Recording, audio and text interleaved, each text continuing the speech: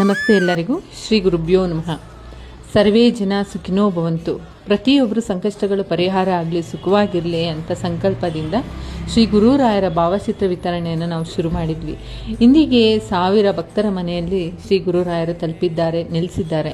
ಈ ಒಂದು ಭಾವಚಿತ್ರ ವಿತರಣೆ ಯಥಾಶಕ್ತಿ ನಮ್ಮಲ್ಲಿ ಸಾಗಲಿ, ಈ ಸೇವೆಗೆ ರಾಯರು ಪ್ರತಿ ಕ್ಷಣ ದಾರಿ ಮಾಡಿಕೊಡ್ಲಿ ಅಂತ ನಾನು ಬಯಸ್ತಾ, ಪ್ರತಿಯೊಬ್ಬರ ಸಂಕಷ್ಟವನ್ನು ಹರಿಸಲಿ, ಪ್ರತಿಯೊಬ್ಬರು ಸುಖವಾಗಿರಲಿ ಅಂತ ಬಯಸ್ತೇನೆ. ಲೋಕ ಸಮಸ್ತ ಸುಖಿನೋ ಭವಂತು, ಸನ್ಮಂಗಳಾನಿ ಭವಂತು. ರಾಯರಿದ್ದಾರೆ. ಧನ್ಯವಾದಗಳು.